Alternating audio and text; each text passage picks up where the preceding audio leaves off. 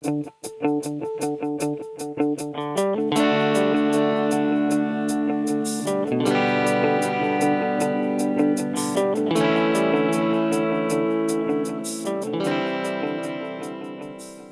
première étape d'une analyse de cycle de vie est de définir le système étudié. C'est le premier écran qu'il faut remplir d'AMBI. Prenons l'exemple d'un embouteilleur d'eau minérale qui commercialise 1 million de packs de 6 bouteilles de 1,5 litre chacune. L'unité fonctionnelle choisie pour cet emballage, c'est d'assurer la mise à disposition pour le consommateur de 9 litres d'eau de source, un pack de 6 bouteilles de 1,5 litre chacune. Passons à la description du système d'emballage étudié. L'arborescence, à gauche de votre écran, vous permet de naviguer entre les différents niveaux d'emballage. En analyse de cycle de vie, on distingue généralement 2 types de données à collecter, les données spécifiques et les données génériques. Les données spécifiques sont les données opérationnelles qui sont à collecter par vous, le praticien qui réalise l'analyse. Dans AMBI, regardons les données spécifiques pour chaque élément d'emballage. Prenons l'exemple du bouchon de notre bouteille. D'abord, il faut renseigner la production des matériaux. 2,5 g de polyéthylène pour le bouchon. Puis, la mise en forme de ces matériaux. Pas de première mise en forme du polyéthylène dans notre cas. Ensuite, le transport du polyéthylène jusqu'à un second site de transformation. 250 km en camion. Remontons d'un niveau et passons à la production du bouchon. Il faut maintenant renseigner la transformation de ces matériaux en éléments d'emballage, dans notre cas, l'injection du polyéthylène pour former le bouchon.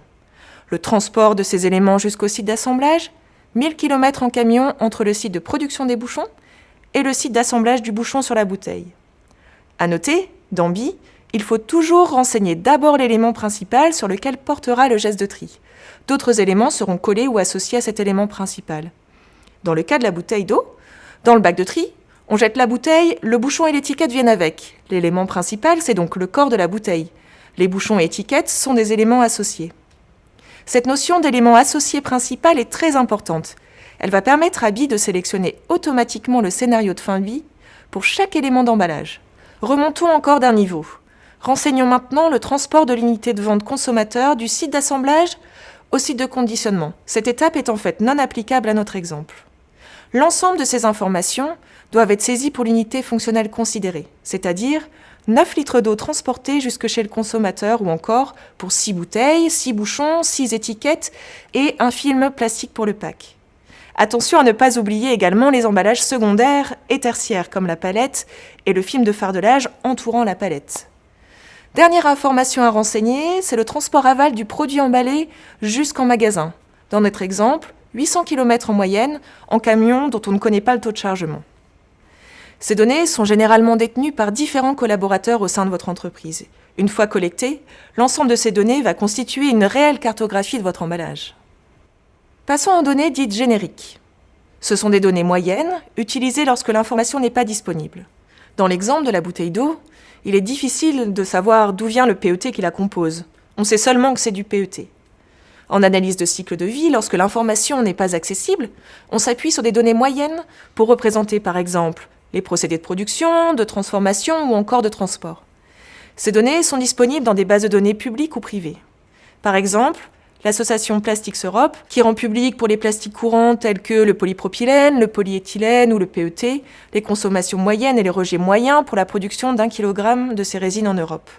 Ainsi, pour la bouteille d'eau, plutôt que d'interroger l'ensemble des producteurs de PET pour connaître leur consommation et leurs émissions, on utilise ces données moyennes produites par Plastics Europe.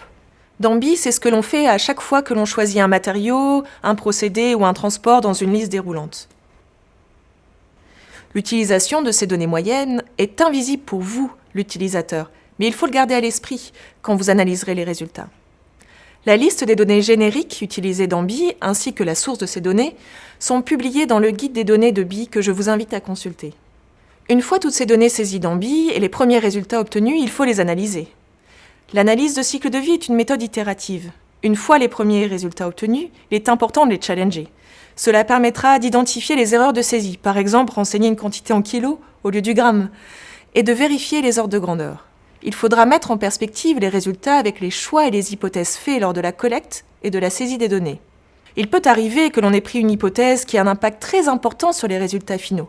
Par exemple, si vous avez pris un poids approximatif pour la bouteille, où vous avez renseigné le type d'encre aléatoirement sans avoir d'informations terrain sur la nature de l'encre.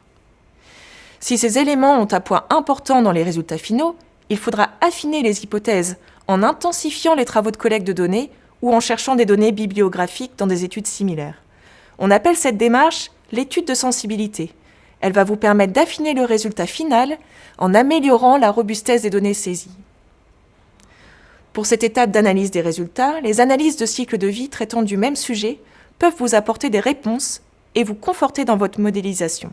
Éco-emballage ou l'ADEME, par exemple, ont réalisé de nombreuses études sur l'emballage, notamment l'analyse de cycle de vie de différents systèmes d'emballage pour boissons, publiée par Éco-emballage en 2009, donne le profil environnemental type des différentes solutions d'emballage de boissons, comme ici la bouteille d'eau en PET.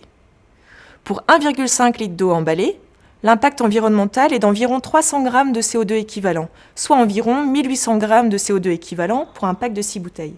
Avec BI, on obtient un peu plus de 1700 g de CO2 équivalent pour le pack de 6 bouteilles.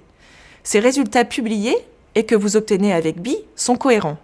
Cela ne veut pas dire que votre modélisation est juste, mais à minima que vos résultats sont du même ordre de grandeur que d'autres travaux menés par ailleurs. Pour cet exercice, vous pouvez également comparer les ordres de grandeur de vos résultats avec les exemples d'emballage déjà modélisés dans BI, et ce grâce à la fonction comparaison de BI. Éco-emballage a voulu cet outil ergonomique et intuitif pour une prise en main facile par un utilisateur néophyte.